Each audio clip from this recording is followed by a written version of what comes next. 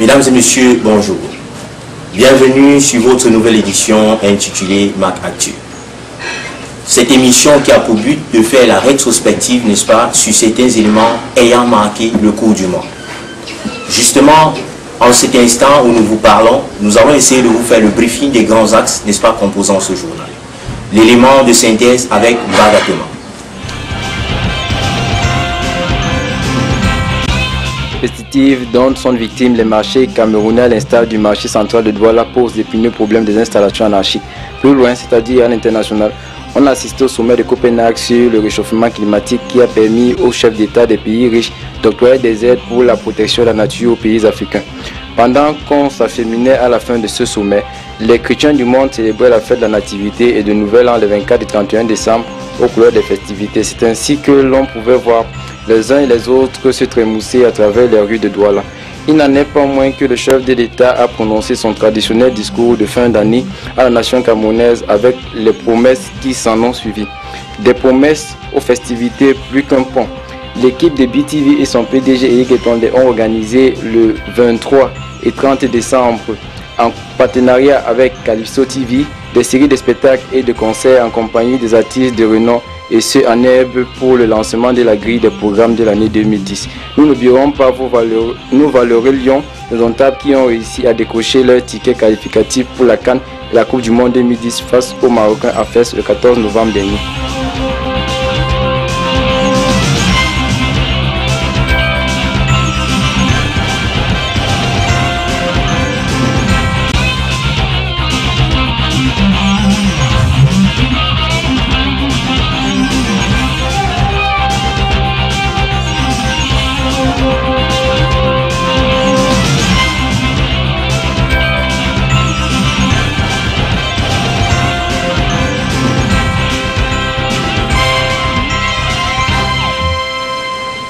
Chers téléspectateurs, de retour sur ce plateau, vous avez tantôt suivi, n'est-ce pas, la synthèse faite par M. Mbarga, n'est-ce pas, dans laquelle il a évoqué l'incendie qui est survenu au marché central. Un incendie de plus enregistré dans nos marchés et la cible cette fois-ci a été le marché central de Douala. Bilan, environ 250 boutiques qui ont été consumées et le reportage a été fait par M. Mbiroger. Suivons plutôt.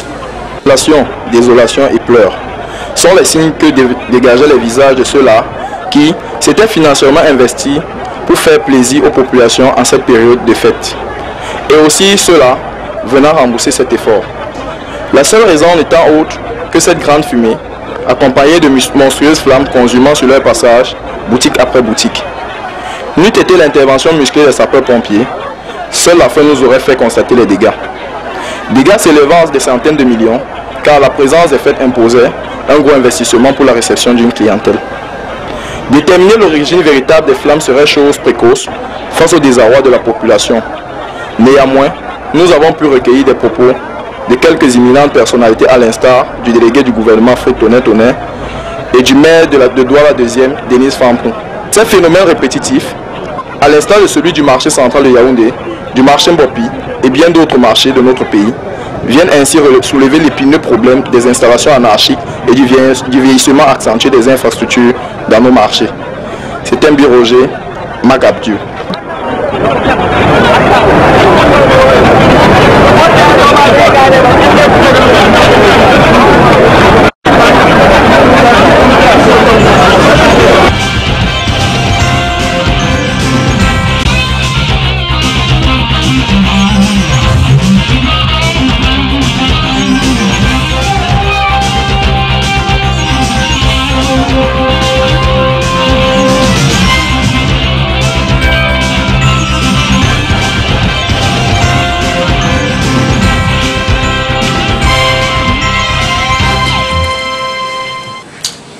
Mesdames et messieurs, de retour sur ce plateau, après l'élément qui vient bien évidemment de nous être diffusé, nous pouvons noter ici et saluer même la bravoure, n'est-ce pas, de nos sapeurs-pompiers qui jadis ont souvent été, n'est-ce pas, désacralisés. Alors nous pouvons noter leur forte présence, mais notons aussi que c'est un mauvais présage, comme nous pouvons, n'est-ce pas, le constater avant les fêtes de fin d'année.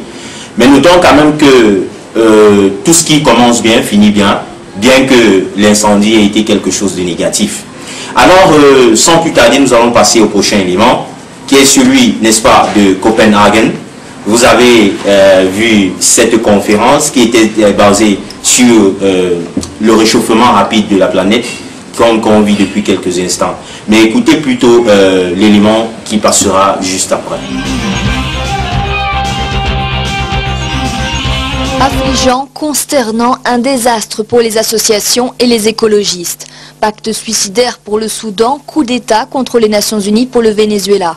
La conférence sur le climat a pris acte de l'accord minimal obtenu par la France et les États-Unis, accord non reconnu par l'ensemble des pays représentés.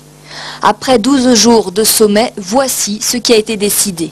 Limiter à 2 degrés la hausse des températures, mais sans fixer aucun seuil à 2020 ou 2050, notamment dans la baisse des émissions de CO2. Pas de création d'une organisation mondiale de l'environnement. En revanche, création d'un fonds spécial et d'une enveloppe de 30 milliards de dollars entre 2010 et 2012 pour arriver à 100 milliards de dollars d'ici 2020. De l'argent réservé aux pays les plus vulnérables dans ce changement climatique. La totalité des engagements chiffrés devrait être présentée au mois de janvier. Une conférence sur le climat est prévue à Mexico fin 2010, mais l'Allemagne a d'ores et déjà proposé un rendez-vous avant cette manifestation.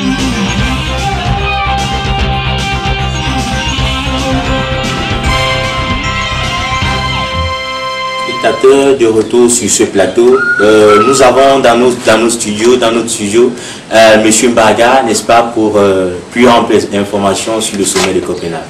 Bonsoir M. Mbaga. Bonsoir M. Bongué Stéphane et bonsoir aussi aux téléspectateurs qui nous regardent en ce moment.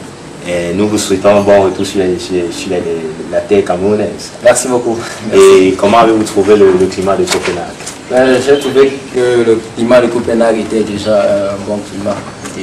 Mais malgré que vous savez aujourd'hui nous sommes dans une période de froideur en fait. Il fait très frais au niveau du Danemark. Il fait dérouler effectivement le sommet. Donc ce sommet est regroupé dans tous les chefs d'État du monde et particulièrement les pays les plus riches, il faut le dire ainsi. Et c'est grâce à ces pays les plus riches du monde que les décisions étaient prises, des décisions fortes. Et il faut saluer ici quand même la présence de notre chef de l'État, M. Paul Biya, qui a été évidemment à ce sommet et qui a eu à s'entretenir avec bon nombre de chefs d'État des pays étrangers. Et moi ici quand même, avec l'élément qui a été présenté, moi j'ai eu à faire mon papier puisque j'étais de ce côté. Et j'ai eu donc à noter par exemple que les experts par exemple ont préconisé une réduction des gaz à effet de serre, oui, pour 25% et 40% d'ici 2020, parce qu'il faut noter quand même que les engins et autres sont des premiers pollueurs qui polluent notre climat. Donc c'est un peu cela en gros. Oui, mais M. Mbaga, j'ai cru entendre parler de 25% et de 40%, vous avez dit, mais j'ai plutôt l'impression que c'était 2 degrés Celsius. Oui, 2 degrés Celsius la réduction. Effectivement, mais oui, je vous dis, ça c'est qu'en fait les experts, nous qui sommes sur le terrain, les experts ont eu à trouver comme analyse en fait en général. Donc ils ont eu à sortir ce pourcentage d'effet de serre, c'est-à-dire de 25. Justement, M. Mbaga, on a l'impression qu'à ce sommet, on a eu la participation de très grands chercheurs dans le monde qui ont parlé tantôt d'une réduction. En fait, ils cherchaient à réduire, n'est-ce pas, l'émission des gaz à effet de serre de 2 degrés Celsius autant pour moi. Oui. Qu'en est-il de cette décision? Oui, en fait, de cette décision, comme je l'ai dit tantôt dans mon propos du début, qu'en fait, les chercheurs ont fait une sorte d'analyse et ont eu à sortir une statistique, ou alors un pourcentage, qui disait que, par exemple, pour les pays développés, parce que les pays développés, on constate de par le monde que les pays développés aujourd'hui consomment énormément d'énergie, vous voyez un peu. Et cette énergie pollue énormément l'environnement. Et les chercheurs ont préconisé qu'il fallait une réduction de 25% à 40% à 2020. Vous voyez un peu. Oui. Donc, Et cela devait donc se matérialiser, donc passer 2 degrés Celsius que vous avez donc eu à noter. Cela, donc c'est l'exécution qui se fera donc à 2 degrés Celsius, c'est un peu comme ça. Ok, justement, lorsque nous parcourons certaines presses au pays, notamment le Cameroun Tribune, nous avons lu la presse parue le lundi 21 décembre 2009, autant pour moi, qui était intitulée, n'est-ce pas, après le chapeau, c'est-à-dire sommet Copenhague, le titre l'Afrique attendait plus. Est-ce que, selon vous, qui avez été sur place, vous pensez que l'Afrique a été satisfaite, n'est-ce pas, des clauses de ce sommet? Je vais vous dire que tout de suite, quand même, là, j'ai eu à essayer d'observer ce qui se passait dans ce sommet. Et j'ai vu que les chefs d'État africains qui étaient là n'étaient pas totalement satisfaits. Il faut le dire, parce que beaucoup de choses ont été dites. Mais bon, tout le monde n'a pas apprécié de la même manière, particulièrement le chef d'État camerounais qui n'a pas été satisfait. Et vous me tendez la brèche parce que en même temps nous avons M. Ping qui est le président de la Commission de l'Union africaine qui a eu à mettre en fait les pays développés devant leurs responsabilités, il faut le noter. Donc ça veut dire que en fait les Africains en général n'ont pas pu apprécier cela. Et puis je vais le citer lorsqu'il disait que les clés du coffre-fort sont chez eux. Vous voyez un peu. Donc cela voudrait dire que en fait les pays développés devraient faire beaucoup d'efforts pour pouvoir soutenir encore plus les Africains. Justement, parlant de notre cher président, son Excellence Paul Biya, vous pensez que durant ce sommet, son discours, en fait, qu'est-ce que vous avez tiré de ce discours comme leçon? Ce que j'ai tiré évidemment de ce discours comme leçon, c'est que, bon voilà, il fallait que chacun puisse se prendre en main. Chaque pays, chaque citoyen puisse se prendre en main et qu'il fallait que ce travail qui a été abattu à Copenhague, c'est-à-dire sensibiliser les uns et les autres sur le danger qu'ils courent en brûlant, en coupant des arbres et autres, était très dangereux parce que figurez-vous que quand vous parcourez un peu les villes africaines ou les pays africains, vous voyez que c'est pas bon, il y a des déchets, alors qu'en Europe, là-bas, vous voyez les déchets sont sélectionnés, oui, en fonction des risques que ça peut causer, vous voyez autant de choses. Donc la leçon qu'on veut tirer ici, c'est que il faut que chacun se prenne en main, en fait, en gros, c'est comme ça. Oui, justement, vous pensez que aujourd'hui, lors de ces sommets, la parole des Africains est réellement acceptée? Parce que lorsque vous dites M. Ping, il n'est pas de nationalité, il n'est pas d'origine africaine. Mais il a fallu son intermédiaire pour que l'Afrique soit écoutée et qu'il y ait, n'est-ce pas, cette prise de décision par les 28 pays industrialisés et émergents. Oui, par ailleurs, monsieur le journaliste, je vais essayer un peu d'apporter rectificateur à ce que vous avez dit. Monsieur Ping est bel et bien un Africain, il a une nationalité gabonaise. Ah bon? Oui, oui. Merci. C'est l'information, c'est pourquoi il a représenté l'Afrique à ce sommet. Merci pour la connaissance. Et on note aussi qu'en passant qu'il y a une dotation donc, de 30 milliards qui a été donc, dégagée comme budget de 2010 à 2012. Et cela donc, va se prolonger jusqu'à 10 milliards, à 100 milliards, autant pour moi, voilà, selon mes notes, 100 milliards jusqu'en 2020.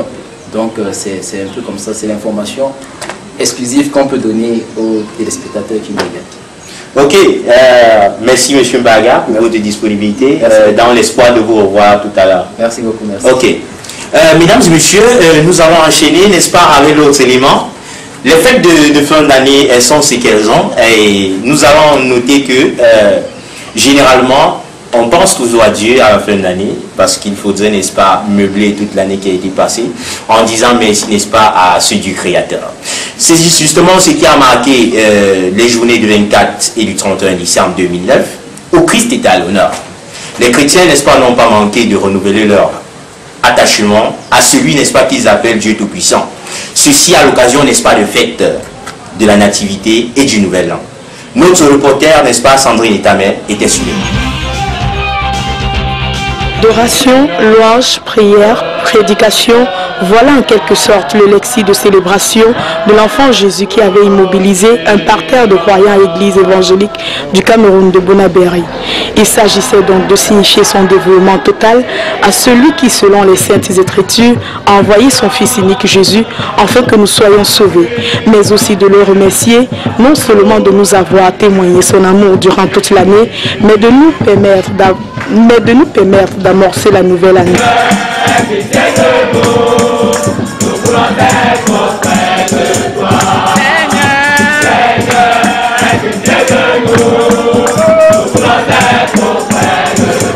Le choix du vêtement blanc caboret les fidèles justifie que pour le chrétien, ces mains qui ont été clouées continuent de bénir et que par conséquent, les cœurs qui le louent doivent dégager de pureté.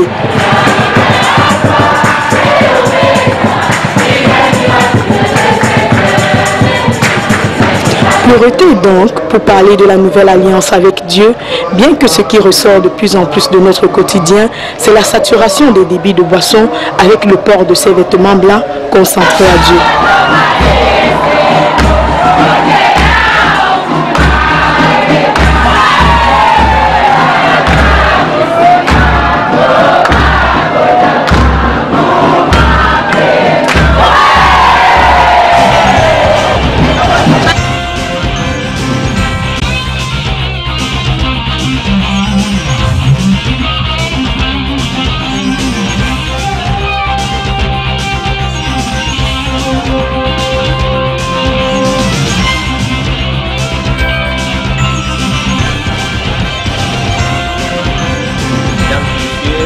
C'est avec, n'est-ce pas, beaucoup, n'est-ce pas, de fierté que nous venons de suivre cet élément. Mais il y a quelque chose que nous pouvons noter, c'est qu'aujourd'hui au Cameroun, les fêtes sont peut-être devenues une occasion de perdition pour certains. Et ceux même qui semblent être des habits blancs, n'est-ce pas, aujourd'hui se trouvent plutôt dans les ténèbres. N'allons pas juger qui que ce soit, mais parole aux sages et à ceux qui écoutent. Justement, pour continuer dans la même veine festive, nous allons parler, n'est-ce pas, des fêtes de Noël et de Nouvel An dans la capitale économique. Les fêtes de Noël, Nouvel An, dans la capitale économique, les débits de boissons ont connu une grande affluence des Camerounais. Le coût de la bière n'était donc pas un problème pour les consommateurs. L'ambiance avec les caissiers des différents points de vente de Bonabéry peuvent prétendre réaliser un bon chiffre d'affaires. Reportage avec Sandrine. Ambiance de choc sur les rues de la capitale économique. Bouteilles, musique, danse, liquidité, il y avait de quoi s'estimer heureux dans une buvette. L'on pouvait se trémousser, se laisser aller dans la bière, être baissé par la musique, esquisser quelques pas de danse et même s'enloudir. Ici à Saint-Tropez, l'ambiance suit son carnaval, les visages expriment la joie et le soulagement qui résulte d'une longue attente de festivité.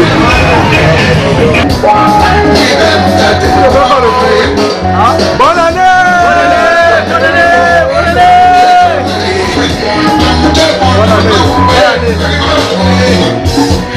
Chez Donatien, l'affluence des consommateurs était la même.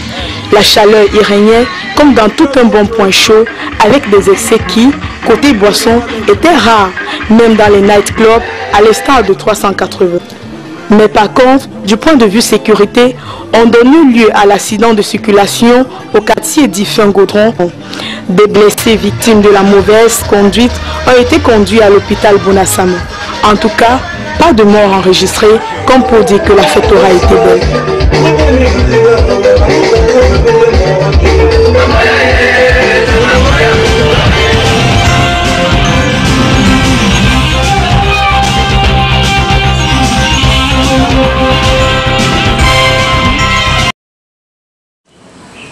De retour sur ce plateau, n'est-ce pas, nous pouvons constater, bien évidemment, qu'après l'élément qui vient de passer, l'effet de causalité ne manque jamais. C'est un élément qui entraîne un autre. C'est vrai, nous avons passé les fêtes de Noël et de Nouvel An, mais cela n'a pas empêché qu'il y ait des écarts de comportement. Nous pouvons noter entre autres des accidents qui ont été notés ça et là, au niveau par exemple du Grand Baobab, situé à Bonabéry, et un autre Fangouzon, opposant, n'est-ce pas, de Yas, de boisson, bien entendu, étant donné que c'est la bière qui est le point culminant même de la fête. Justement, pour passer à l'autre élément, concernant le discours du président Paul Biya, nous avons le monsieur Mbaga de retour sur le plateau. Mais monsieur Mbaga, vous êtes assez disponible. Ouais, c'est ça le travail d'un reporter, c'est normal. Ok, justement, vous avez suivi de fond en comble le discours du président de la République. Alors, quelles sont les leçons, n'est-ce pas, que nous pouvons tirer de ce discours? En fait, il faut dire que le chef de l'État a eu à prononcer son traditionnel discours, comme il y a une tradition, et à la nation camerounaise. Et puis, il y a eu quand même quelques lignes fortes qu'il a eu à noter. Particulièrement, moi, ce qui m'a touché le plus, c'était la dotation en fait, qu'il donnait aux meilleurs étudiants du Cameroun, qui était une somme de 300 millions de francs, si je ne me trompe. Donc, c'est un peu ce qui m'a marqué avec l'exploitation, par exemple, des zones minières du Cameroun. Donc, c'est un peu ça qui m'a marqué en gros. Un peu ça, Justement, avant de continuer à l'analyse, je propose, n'est-ce pas, qu'on fasse part de cela aux téléspectateurs.